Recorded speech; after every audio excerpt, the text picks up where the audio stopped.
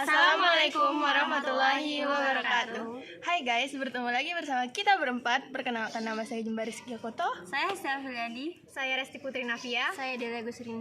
Jadi, di sini kami akan mempresentasikan tugas mikrobiologi virologi yang berjudul tentang media pertumbuhan mikroorganisme.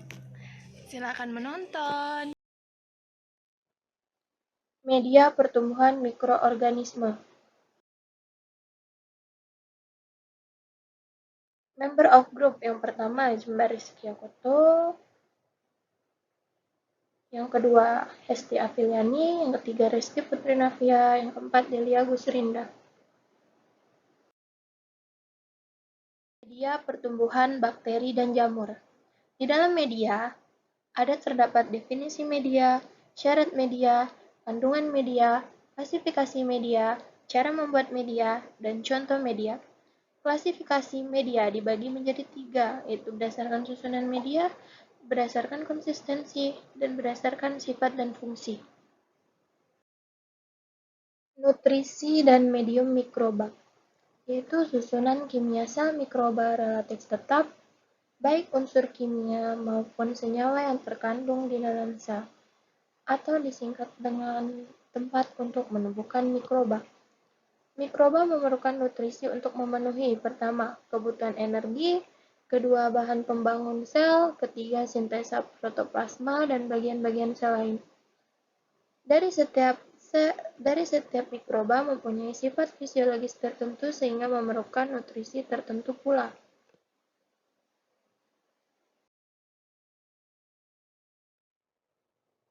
Fungsi nutrisi untuk mikroba.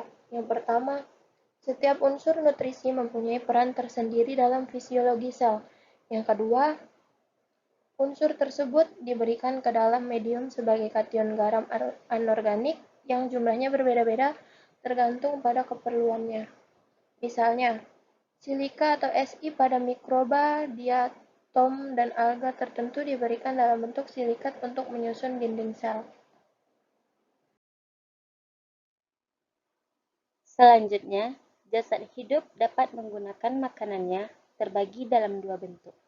Yang pertama padat, tergolong jasad tipe holozoik. Yang kedua cair atau larutan, tergolong jasad tipe holotitik. Bahan makanan bagi mikroorganisme dapat berfungsi sebagai 1. Sumber energi. Ada beberapa sumber energi untuk mikroba, yaitu senyawa organik atau anorganik yang dapat dioksidasi dan cahaya, terutama cahaya matahari. Yang kedua, sumber karbon. Sumber karbon untuk mikroba dapat berbentuk senyawa organik maupun anorganik. Senyawa organik, misalnya karbohidrat, lemak, protein, asam amino, asam organik, dan sebagainya. Sedangkan senyawa anorganik, misalnya karbonat dan gas CO2, yang merupakan sumber karbon utama terutama untuk tumbuhan tingkat tinggi. Yang ketiga, sumber akseptor elektron. Proses oksidasi biologi merupakan proses pengambilan dan pemindahan elektron dari substrat. Karena elektron dalam sel tidak berada dalam bentuk bebas, maka harus ada suatu zat yang dapat menangkap elektron tersebut. Yang keempat, air. Air merupakan komponen utama sel mikroba dan medium. Fungsinya yaitu sebagai sumber oksigen untuk bahan organik sel pada respirasi dan sebagai pelarut dan alat pengangkut dalam metabolisme. Yang kelima, sumber mineral. Mineral merupakan bagian dari sel. Unsur penyusun utama sel ialah C. Karbon, O. Oksigen, N. Nitrogen, H. Hidrogen, dan P. Fosfor. Untuk mineral lainnya yang diperlukan sel ialah K. Kalium, Ca. Kalsium, Mg. Magnesium, Na. Natrium, dan sebagainya. Yang keenam, faktor tumbuh. Faktor tumbuh ialah senyawa organik yang sangat diperlukan untuk pertumbuhan atau sebagai prekursor atau penyusun bahan sel. Senyawa ini tidak dapat disintesis dari sumber karbon yang sederhana. Yang ketujuh, sumber nitrogen. Mikroba dapat menggunakan nitrogen dalam bentuk amonium, nitrat, asam amino, protein, dan sebagainya. Jenis senyawa nitrogen yang digunakan tergantung pada jenis jasadnya. Beberapa mikroba dapat menggunakan nitrogen dalam bentuk gas N2 atau zat lemas udara. Mikroba ini disebut mikrobia penambat nitrogen.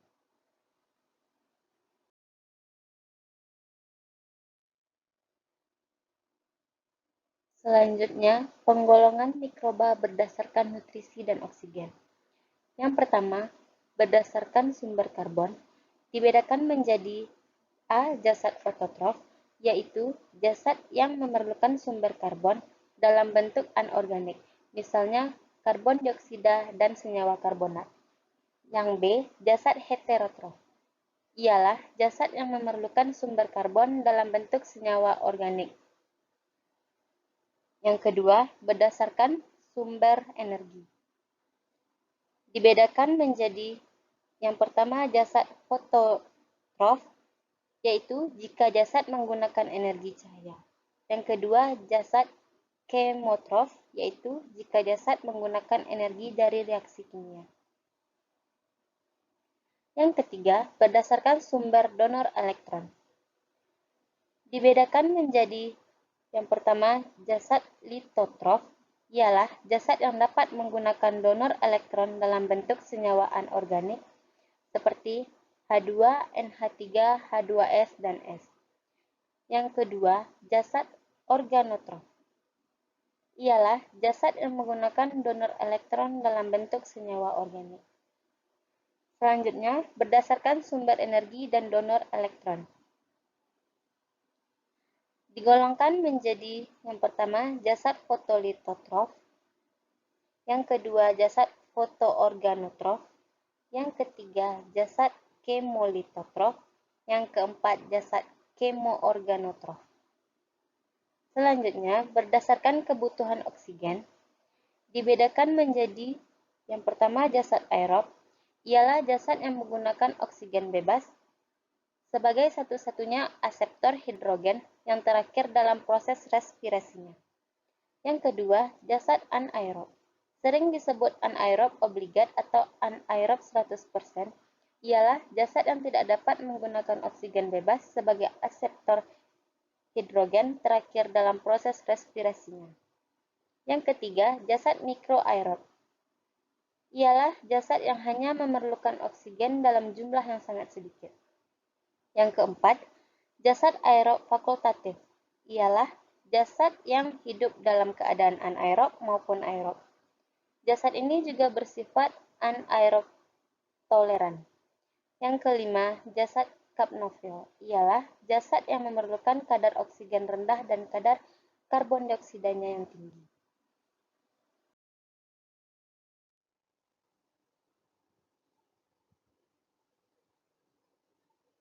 Selanjutnya, interaksi antar jasad dalam menggunakan nutrien. Jika dua atau lebih jasad yang berbeda ditumbuhkan bersama-sama dalam waktu medium, maka aktivitas metabolisme secara kualitatif maupun kuantitatif akan berbeda. Hasil interaksi metabolisme atau interaksi dalam penggunaan nutrisi dikenal sebagai sintropik atau sintropisme atau sinergetik. Sebagai contoh, ialah bakteri penghasil metan yang anaerob obligat tidak dapat menggunakan glukosa sebagai substrat, tetapi bakteri tersebut akan segera tumbuh oleh adanya hasil metabolisme bakteri anaerob lain yang dapat menggunakan glukosa.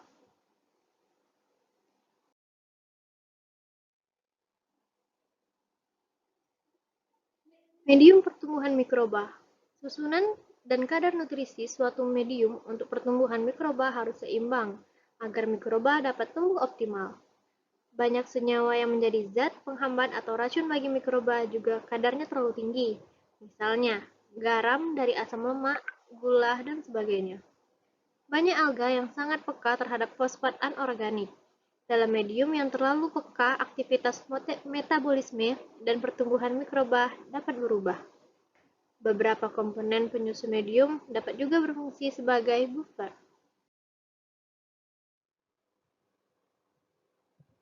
Selanjutnya, medium pertumbuhan mikroba. Pertama, medium dasar atau basa mineral. mengandung campuran senyawa organik, penambahan zat lain bila diperlukan. Yang kedua, medium sintetik. Seluruh susunan kimia dan kadarnya telah diketahui dengan pasti.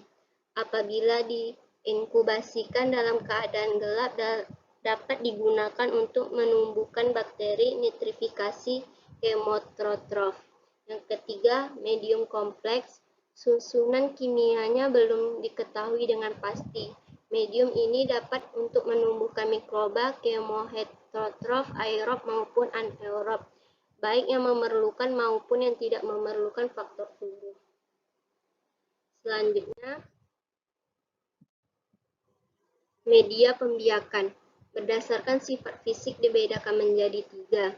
Yang pertama, medium padat mengandung 15% agar. Yang kedua, medium setengah padat mengandung 0,3 sampai 0,4% nitateobord. Yang ketiga, medium cair tidak mengandung agar, laktosebord, natriumbord. Berdasarkan komposisi, media sintetik, glukos agar, McConkey agar. Yang kedua, media semi sintetik, potato dextrose agar. Yang ketiga, media non sintetik, tomato juice agar. Thank you. Sekian dari kelompok kami. Kurang dan lebihnya kami mohon maaf. Terima kasih telah menonton. Semoga bermanfaat. Assalamualaikum warahmatullahi wabarakatuh.